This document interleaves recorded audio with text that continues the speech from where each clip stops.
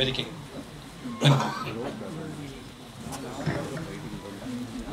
ಹನುಮಂತಗೌಡರು ಬರಬೇಕು. ಇದರಲ್ಲಿ ಅಪೂರ್ವ ಅವರು ನಮ್ಮ ಸೀನಿಯರ್ ಆರ್ಟಿಸ್ಟ್ ಇದ್ರು, ಅವರು ಬರಬೇಕಾಗಿತ್ತು, ಬರಲಿಲ್ಲ. ವೇದಿಕೆಗೂ ಕೂಡ ಕೆಲವರೆಲ್ಲ ಬರಬೇಕಾಗಿತ್ತು. ನಮ್ಮ ಚೇಂಬರಲ್ಲಿ ಇವತ್ತೇ ಮೀಟಿಂಗ್ ಇರೋದ್ರಿಂದ ಕೆಲವರೆಲ್ಲ ಬರೋಕ್ಕಾಗಲಿಲ್ಲ, ಹಾಗಾಗಿ ಕ್ಷಮೆ ಇರಲಿ. ಅವಳೆ ಕಾಂಚನ ಒಂದು ಸಾಂಸಾರಿಕ ಚಿತ್ರ ಇದು. ಇದರಲ್ಲಿ ಲವ್ ಸೆಂಟಿಮೆಂಟು, ಕೆಲವು ಫ್ಯಾಮಿಲಿ ಇದಕ್ಕೆ ಸಂಬಂಧಪಟ್ಟಂಗೆ ಒಂದು ಫ್ಯಾಮಿಲಿ ವಿಚಾರಕ್ಕೆ ಸಂಬಂಧಪಟ್ಟಂಗೆ ಒಂದು ವಾದ ವಿವಾದಗಳು ನಡೀತದೆ ಫ್ಯಾಮಿಲಿನಲ್ಲಿ, ಸಂಸಾರದಲ್ಲಿ. ಒಂದು 2 ಫ್ಯಾಮಿಲಿ ಇರುತ್ತೆ ಒಂದು ಊರಿನಲ್ಲಿ. ಒಬ್ಬ ಊರ ಗೌಡನ ಮಗ ಇನ್ನೊಬ್ಬ ಊರ ಗೌಡನ ಮಗಳನ್ನ ಲವ್ ಮಾಡ್ತಿರ್ತಾನೆ. ಅದು ಅವ್ರಿಗೆ ಇಷ್ಟ ಆಗಲ್ಲ, ಹಾಗಾಗಿ ವಿರೋಧ ಮಾಡ್ತಾರೆ. ಈ ವಿರೋಧಗಳ ನಡುವೆ ನಡೆಯುವಂಥ ಒಂದು ಕಥೆನೇ ಇದು ಅವಳೆ ಕಾಂಚನ ಅಂತ. ಮುಂದೆ ಏನಾಗುತ್ತೆ ಅನ್ನೋದು ಸಿನಿಮಾದಲ್ಲಿ ಹೇಳಬೇಕಾಗತ್ತೆ. Thank you sir. ಮಂಡ್ಯ ಸುತ್ತಮುತ್ತ ಮಾಡಿದ್ದೀನಿ ಪಿಕ್ಚರು. ಮಂಡ್ಯ, ಮೈಸೂರು, ಬನ್ನೂರು ಸುತ್ತಮುತ್ತ ಮಾಡಿದ್ದೀವಿ. ಒಂದು 26 ದಿನ ಶೂಟಿಂಗ್ ಮಾಡಿದ್ದೀವಿ. ಒಂದೇ ಶೆಡ್ಯೂಲ್ ಶೂಟಿಂಗ್ ಮುಗಿಸಿದ್ದೀನಿ. ಇದರಲ್ಲಿ ಭೀಮಣ್ಣ ನಾಯಕ್ ಅಂತ ಇವರು ಮೇನ್ ವಿಲನ್ ಪಾತ್ರ ಮಾಡಿದ್ದಾರೆ. ಜನಾರ್ದನ್ ಅಂತ ಹೀರೋ ಮಾಡಿದ್ದಾರೆ ಇವರು. ಮತ್ತು ಪ್ರಿಯಾ ನಾಗಣ್ಣ ಅಂತ ಅವರು ಹೀರೋಯಿನ್ ಮಾಡಿದ್ದಾರೆ. ಮತ್ತು ನಿತ್ಯ ಅಂತ ಅವರು ಒಂದು ಸಪೋರ್ಟಿಂಗ್ ಕ್ಯಾರೆಕ್ಟರ್ ಮಾಡಿದ್ದಾರೆ. ಮತ್ತು ಹರಿಣಿ ಅಂತ ಆ ಕಡೆ ಲಾಸ್ಟಲ್ಲಿರೋರು, ಅವರು ಸೆಕೆಂಡ್ ಹೀರೋಯಿನ್ ಮಾಡಿದ್ದಾರೆ. ಇದರ ಮಧ್ಯೆ ನಮ್ಮ ಮಂಡ್ಯದವರೇ ಶಂಕರೇಗೌಡ ಅಂದ್ಬಿಟ್ಟು, ಅಣ್ಣ ಎಲ್ಲಿದ್ದೀನಿ ಶಂಕರಣ್ಣ? ಒಂದು ವಿಷಯ ಮೇಡ ಶಂಕರಣ್ಣ ಅಂದ್ಬಿಟ್ಟು ಅವರು ನಮ್ಮ ಸೀನಿಯರು ಮಂಡ್ಯದಲ್ಲಿ. ಅವರು ತಿಥಿ ಸಿನಿಮಾದಲ್ಲೆಲ್ಲ ಆ್ಯಕ್ಟ್ ಮಾಡಿದರು. ತಿಥಿ ಸಿನಿಮಾ ಕೆಲವು ಸಿನಿಮಾಗಳೆಲ್ಲ ಮಾಡಿದ್ದಾರೆ. ಅವರು ಸೀನಿಯರು, ಅವರು ಇದ್ದಾರೆ. ಮತ್ತು ರಂಗಸ್ವಾಮಿ ಅವರು ಅಂತ ಬನ್ನೂರು ಇದ್ದಾರೆ, ನಮ್ಮ ರಂಗಸ್ವಾಮಿ ಅವರು ಹಿಂದೆ ಇದ್ದಾರೆ. ಅವರು ಸಿನಿಮಾ ಬಗ್ಗೆ ಹೇಳಿ ಸರ್. ಎಲ್ಲರೂ ಟೋಟಲಾಗಿ ನಮ್ಮದು ಒಂದು ಟೀಮ್ ಇದೆ, ಹಾಗಾಗಿ ಎಲ್ಲ ನಾವು ಟೀಮೆಲ್ಲ ಸೇರಿಕೊಂಡು ಈ ಪಿಕ್ಚರ್ ಮಾಡಿದ್ದೀವಿ. ಮ್ಯೂಸಿಕ್ ಡೈರೆಕ್ಟರ್ ಕುಮಾರಸ್ವಾಮಿ ಅಂತ ಅವರು ಇದ್ದಾರೆ. ಕುಮಾರಸ್ವಾಮಿ ಎಷ್ಟು ಹಾಡಿದೆ ಸರ್? ಹಾಡಿಲ್ಲ ಸರ್, ಫೈಟ್ ಇದೆ ಹಾಡಿಲ್ಲ. ಮರ್ಡ್ರು, ಹಾರರು ಎಲ್ಲ ಇದೆ ಸಿನಿಮಾದಲ್ಲಿ. ಯಾವಾಗ ರಿಲೀಸ್ ಮಾಡ್ತಾ ಇದ್ದೀರಿ? ರಿಲೀಸ್ ಏಪ್ರಿಲಲ್ಲಿ ಮಾಡಬೇಕಂತ ಪ್ಲಾನ್ ಮಾಡ್ತಾ ಇದ್ದೀವಿ ಸರ್. ಇದನ್ನು ನಾವು ನಾಗರಾಜಣ್ಣವ್ರು ಹೇಳಿದಂಗೆ ನನ್ನ ಕೆರಿಯರಲ್ಲಿ 7ನೇ ಸಿನಿಮಾ. ನಾನು ನಾಗರಾಜಣ್ಣ ಫಸ್ಟು ಯಾರೋ ಅವಳು ಅಂತ, ನಾನು ಒಂದು ಹಳ್ಳಿ ಊರಲ್ಲಿ ಹುಟ್ಟಿ ನಮಗೆ ಯಾವುದೋ ಸಿನಿಮಾ ಗಾಳಿ ಗಂಧ ಏನು ಗೊತ್ತಿರಲಿಲ್ಲ. ನಮ್ಮನ್ನು ತಂದು ಯಾರವಳು ಅನ್ನೋ ಸಿನಿಮಾದಲ್ಲಿ ಪ್ರಮೋದ್ ಸರ್ ನಾವು ಎಲ್ಲ ಹೀರೋ ಆಗಿ ಕ್ಯಾರೆಕ್ಟರ್ನ ಮಾಡಿಸಿದ್ರು. ನಂತರ ಅವ್ರದ್ದು ನಮ್ಮದು ಸ್ನೇಹ ಬೆಳೀತಾ ಬಂತು.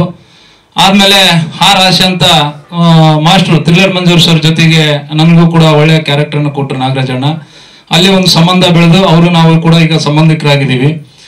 ನಮ್ಮ ಜೀವನ ಹೆಂಗಂತಂದ್ರೆ ಹನುಮಗೌಡ ಅಂತೇಳಿ ನಮ್ಮ ಹುಡುಗ, ನಮ್ಮ ಮಸ್ಕಿ ತಾಲೂಕಿನವರು, ಅವರು ನನ್ನ ಸಹಪಾಠಿಯಾಗಿ ಇಲ್ಲಿ ಕೆಲಸ ಮಾಡಿದ್ದಾರೆ ಈ ಸಿನಿಮಾದಲ್ಲಿ. ನಮಗೂ ಯಾವುದೋ ಅಕ್ಷರ ಜ್ಞಾನ ಕೂಡ ಇಲ್ಲ. ನಮ್ಮ ಸರ್ ಹೇಳಿದ್ರು, ನೀವು ವಜ್ರ ಮನೆ ತರನ ನಿಮ್ಮ ವಾಯ್ಸ್ ಕೇಳ್ತಾ ಇದೆ ಅಂತ. ನಿಜವಾಗ್ಲೂ ಸರ್ ತಮ್ಮ ಆಶೀರ್ವಾದ ನಮ್ಮ ಮೇಲೆ ಇರಲಿ. ಒಂದು ಅಕ್ಷರ ಕೂಡ ನಂದು ಶಾಲೆಯಲ್ಲಿ ನೋಂದಣಿ ಆಗಿಲ್ಲ, ಓದು ಬರ ಏನೂ ಬರಲ್ಲ. ಆದ್ರೂ ಕೂಡ ನಾನು 7 ಸಿನಿಮಾದಲ್ಲಿ ಅಭಿನಯ ಮಾಡಿದ್ದೀನಿ ಅಂದ್ರೆ ಶ್ರೀ ಆಂಜನೇಯ ತಾತ ಅವ್ರು ನಮ್ಮ ತಂದೆಯವರು, ಅವ್ರ ಆಶೀರ್ವಾದ ಮತ್ತೆ ನಿಮ್ಮಂತ ಎಲ್ಲ ಹಿರಿಯರು ಆಶೀರ್ವಾದ ನನ್ನ ಮೇಲೆ ಇರಲಿ. ನಾನು ಮುಂದೆ ಇದೇ ಜೀವನ ಚೆನ್ನಾಗಿದ್ರೆ ನಾನು ಒಳ್ಳೆ ಸಿನಿಮಾದಲ್ಲಿ ಅಭಿನಯ ಮಾಡಕ್ ಇಷ್ಟಪಡ್ತೀನಿ ಅಂತ ಹೇಳ್ತೀನಿ. ಸಿನಿಮಾ ಅಂತಂದ್ರೆ ತಮಗ್ ಗೊತ್ತಿರಂಗೆ, ಯಾಕಂದ್ರೆ ಹಿರಿಯರಿಗೆ ಗೊತ್ತಿದೆ ಸಿನಿಮಾ ಇವತ್ತು ಯಾವ ಪರಿಸ್ಥಿತಿಯಲ್ಲಿ ಇದೀವಿ ಅಂತಂದ್ರೆ ಬಹಳ ಕಷ್ಟ ಆಗಿದೆ.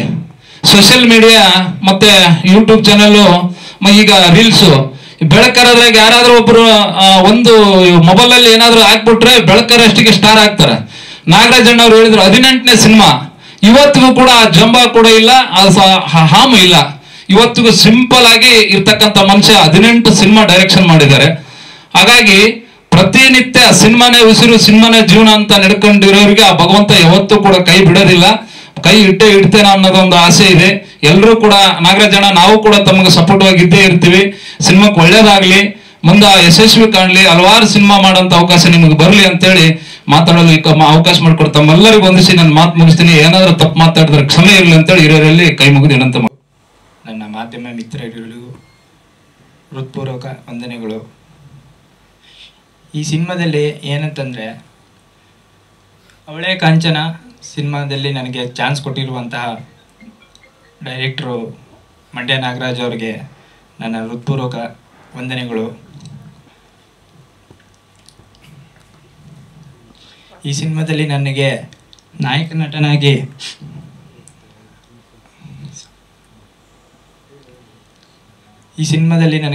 ನಟನಾಗಿ ಅಭಿನಯಿಸುತ್ತಿದ್ದೇನೆ.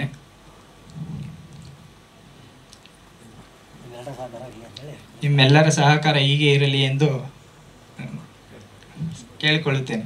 ಸಪೋರ್ಟಿಂಗ್ ಲೀಡಲ್ಲಿ ವರ್ಕ್ ಮಾಡಿದ್ದೆ, but as a heroine this is my first movie. ನನಗೆ ಈ ಕ್ಯಾರೆಕ್ಟರ್ ಸೂಟ್ ಆಗುತ್ತೆ, ಕ್ಯಾರೆಕ್ಟರ್ನ ನಾನು ಪ್ಲೇ ಮಾಡ್ತೀನಿ ಅಂತ ನನ್ನ ಮೇಲೆ ಒಂದು ನಂಬಿಕೆ ಇಟ್ಟು ಈ ಸಿನಿಮಾನ ನನ್ನ ಕೈ ಕೊಟ್ಟಿದ್ದಕ್ಕೆ ಥ್ಯಾಂಕ್ ಯು ಸೋ ಮಚ್. ಇದು ಒಂದು ಫ್ಯಾಮಿಲಿ ಎಂಟರ್ಟೈನ್ಮೆಂಟ್ ಇರುವಂಥ ಸಿನಿಮಾ, ಪರಿವಾರದ ಸಮೇತವಾಗಿ ಕೂತ್ಕೊಂಡು ನೋಡುವಂಥ ಸಿನಿಮಾ. ಅಂದರೆ ಎಲ್ಲ ಟೈಪ್ಸ್ ಆಫ್ ಜಾನರ್ಸು ಇದರಲ್ಲಿದೆ. ಹಾರರ್ ಆಗಿರ್ಬೋದು ಅಥವಾ ಫ್ಯಾಮಿಲಿ ಎಂಟರ್ಟೈನ್ಮೆಂಟ್ಗೆ ಏನೇನೆಲ್ಲ ಬೇಕು ಅದೆಲ್ಲ ಈ ಸಿನಿಮಾದಲ್ಲಿದೆ. ಸೊ ದಯವಿಟ್ಟು ಯಾರೂ ಮಿಸ್ ಮಾಡದೆ ಪರಿವಾರ ಸಮೇತವಾಗಿ ಥಿಯೇಟ್ರಲ್ಲಿ ಕೂತ್ಕೊಂಡು ಈ ಸಿನಿಮಾ ನೋಡಿ ಅಂತ ಕೇಳ್ಕೊತೀನಿ. Thank you. ಕನ್ನಡ ಫಿಲಮ್ನ ನೋಡಿ ಅಂತ ಕೇಳ್ಕೊತೀನಿ. ಏನಕ್ಕಂದರೆ ಇದು ಪರ್ಸ್ನಲ್ ಎಕ್ಸ್ಪೀರಿಯೆನ್ಸ್. ನನಗೆ ಲಾಸ್ಟ್ ಮಂತ್ ಒಂದು ಮೂವಿ ರಿಲೀಸ್ ಆಯಿತು. ನಮ್ಮ ಥಿಯೇಟರ್ ಕನ್ನಡ ಮೂವಿಯಲ್ಲಿ ಜನ ಇಲ್ಲ. ಪಕ್ಕದ ಫಿಲಮು ತೆಲುಗು ಮೂವಿ, ಎಷ್ಟು ಜನ ಇದ್ದಾರೆ ಅಂತಂದರೆ ಬೇಜಾರಾಗುತ್ತೆ ಅದೆಲ್ಲ ನೋಡೋದಕ್ಕೆ. ಸೊ ಎಲ್ಲರೂ ಕನ್ನಡ ಮೂವಿನ ನೋಡಿ ಸಪೋರ್ಟ್ ಮಾಡಿ ಅಂತ ಕೇಳ್ಕೊತೀನಿ. ನಮ್ಮದು ಹೊಸ ಟೀಮ್ ಇದೆ, ಹೊಸಬ್ರಿಗೆ ನೀವು ಸಪೋರ್ಟ್ ಮಾಡಿದ್ರೆ ನಾವು ಆಚೆ ಬರ್ಬೋದು, ಇನ್ನೂ ಚೆನ್ನಾಗಿ ಬೆಳಿಬೋದು. ಸೊ ಪ್ಲೀಸ್ ಎಲ್ಲರೂ ಸಪೋರ್ಟ್ ಮಾಡಿ ಅಂತ. ನನ್ನ ಮೊದಲನೇ ಸಿನಿಮಾ ಮಾಡ್ತಾ ಇರೋದು. ಈ ಅವಕಾಶ ಮಾಡಿಕೊಟ್ಟಿರೋ ನಾಗರಾಜ್ ಸರ್ಗೆ ಧನ್ಯವಾದಗಳು.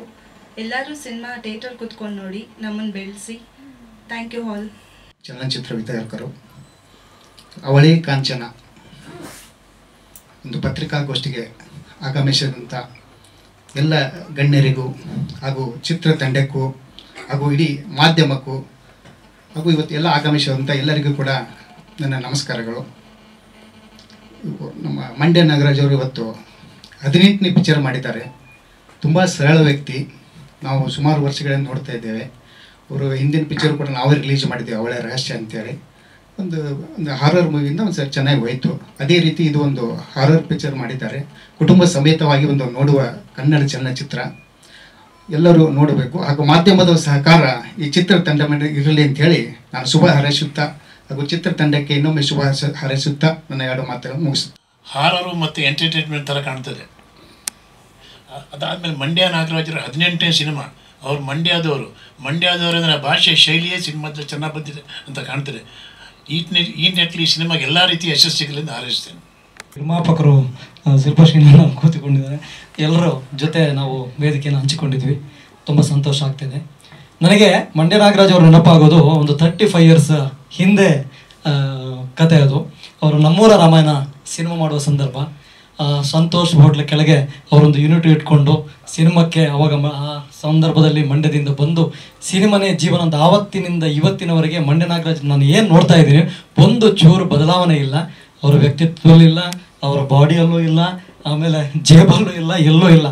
ಆದರೆ ಆವತ್ತಿಂದ ಇವತ್ತಿನವರೆಗೆ ಅವ್ರು ನೋಡುವಾಗ ನನಗೊಂದು ಖುಷಿ ಆಗೋದು ಏನಂದರೆ, ಸಿನಿಮಾ ಓಡುತ್ತೋ ಬಿಡುತ್ತೋ, ಜನರು ಗೆಲ್ಲಿಸ್ತಾರೋ ಇಲ್ವಾ ಅದು ಗೊತ್ತಿಲ್ಲ ಅವರಿಗೆ. ಬಟ್ ನಾನು ನಿರಂತರವಾಗಿ ಸಿನಿಮಾವನ್ನು ಮಾಡಬೇಕು ಅಂತ ಹಠ ತೊಟ್ಟು ಸಿನಿಮಾ ಮಾಡ್ತಾರಲ್ಲ, ಅದಕ್ಕೆ ನಾವು ಅವ್ರನ್ನ ಅಭಿನಂದಿಸಲೇಬೇಕು. ಆಮೇಲೆ ಸಿನಿಮಾ ಯಾವುದೇ ಸ್ವಾರ್ಥ ಇಲ್ಲದೆ, ಅಂದರೆ ಕೆಲವರು ಸಿನಿಮಾ ಒಂದೊಂದು ಉದ್ದೇಶಕ್ಕೋಸ್ಕರ ಮಾಡ್ತಾರೆ. ಅವರ 40 ವರ್ಷ ಜರ್ನಿ ಅಂತ ಅನ್ಕೋತೀನಿ ನಾನು. ಸಿನಿಮಾದು ಜಾಸ್ತಿನೇ ಆಗಿದೆ, 18 ಸಿನಿಮಾ ಮಾಡಿದ್ದಾರೆ. ಬಟ್ ಒಂದಲ್ಲ ಒಂದು ಸಿನಿಮಾವನ್ನು ಅವ್ರು ಮಾಡ್ಕೊಂಡು ಹೋಗುವಾಗ ಸಿನಿಮಾದಲ್ಲಿ ಏನಾದರೂ ಪ್ರತಿಫಲ ಸಿಗಲೇಬೇಕು. ಪ್ರತಿಫಲ ಸಿಗುವಾಗ ಆಗಬೇಕಾದ್ರೆ ಪ್ರೇಕ್ಷಕರು ಸಿನಿಮಾವನ್ನು ನೋಡಬೇಕು, ಸಿನಿಮಾವನ್ನು ಗೆಲ್ಲಿಸಬೇಕು.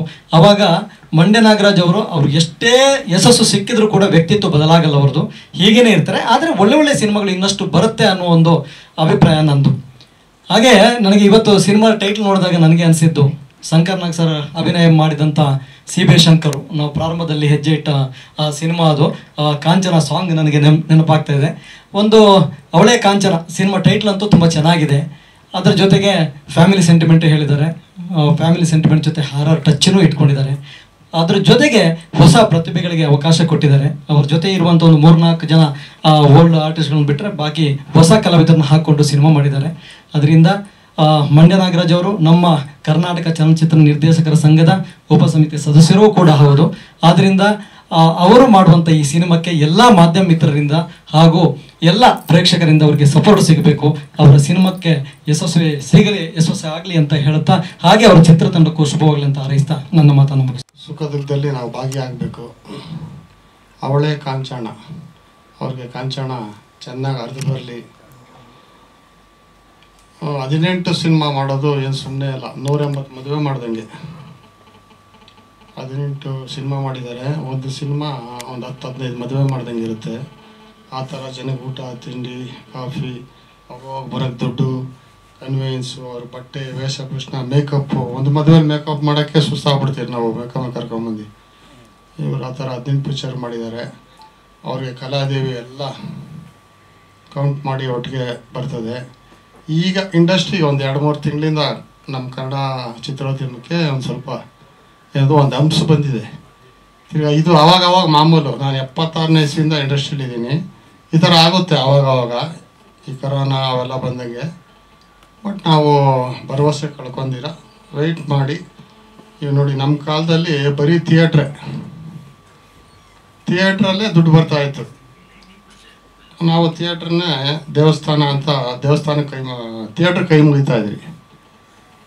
ಎಲ್ಲಪ್ಪ ದೇವಸ್ಥಾನ ಕಾಣ್ತಾ ಇಲ್ಲ ಅಂದರೆ, ಇಲ್ಲಪ್ಪ ಥಿಯೇಟ್ರ್ ದೇವಸ್ಥಾನ, ನಾವು ಸಿನಿಮಾದವರು ಅಂತ ಇದ್ರಿ. ಆಮೇಲೆ ಹಂಗೆ ಆಡಿಯೋ ಶುರುವಾಯಿತು.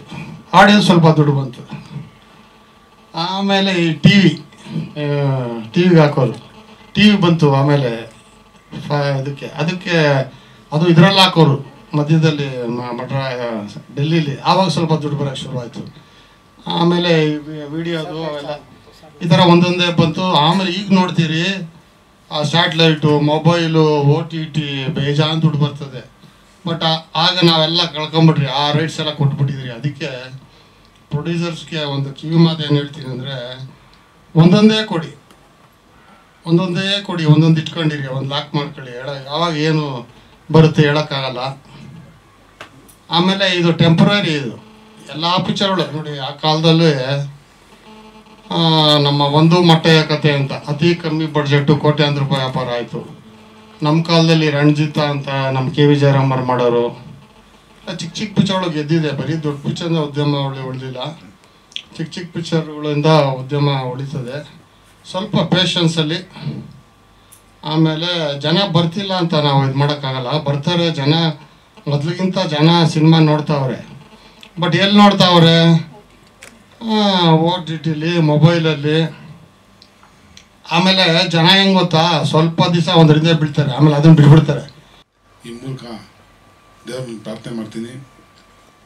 ಭಾಳ ಕಷ್ಟ ಬಿದ್ದು ನಾನು ಮರ್ಡರಿಂದ ಅವರು ನಮ್ಮ ಸ್ನೇಹ ಏಳು ಬೀಳು ಸಾಕಷ್ಟು ಕಂಡವ್ರೆ. 18 ಸಿನಿಮಾ ಮುಗಿಸಿದ್ದಾರೆ.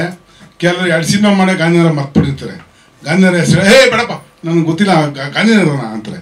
ಆ ಥರ ಸಂದರ್ಭ ಈ ಒಂದು ಇದರಲ್ಲಿ 18 ಸಿನಿಮಾ ಮುಗಿಸಿದ್ದಾರೆ ಅಂದರೆ ಅದು ತಮಾಷೆ ಮಾತಲ್ಲ. ಅದು ಬಂದಿರ್ಬೋದು, ಬರದೇ ಇರ್ಬೋದು, ನಾಳೆ ಬರುತ್ತೆ. ನಮ್ಮ ಸೀನಣ್ಣ ಇಷ್ಟೊತ್ತು ಹೇಳಿದ್ರು, ಭಾಳ ಬಿಡಿಸಿ ಭಾಳ ಇದಾಗಿ ಹೇಳಿದ್ದಾರೆ, ಸೊಗಸಾಗಿ ಹೇಳಿದ್ದಾರೆ. ಸಿನಿಮಾ ಅನ್ನೋದು ಯಾರನ್ನೂ ಕೈ ಬಿಡೋಲ್ಲ. ನಾವು ಬಿಟ್ಟು ಹೋಗಬಾರ್ದು ಅಷ್ಟೇ. ಪ್ರಯತ್ನ ಬಿಡಬೇಕು, ಅದೃಷ್ಟ ಇರಬೇಕು. ಪ್ರತಿಯೊಬ್ಬರು ಈ ಸಿನಿಮಾನ ಚಿತ್ರಮಂದಿರದಲ್ಲಿ ನೋಡಿ ಅವ್ರು ಪ್ರೋತ್ಸಾಹಿಸಿ ಅವ್ರು ಇನ್ನೂ 10 ಸಿನಿಮಾ ಮಾಡುವಂಥ ಶಕ್ತಿಯ ಭಗವಂತ ಕೊಡಲಿ ಅಂತೇಳಿ ಈ ಮೂಲಕ ನಾನು ಪ್ರಾರ್ಥನೆ ಮಾಡ್ತೀನಿ.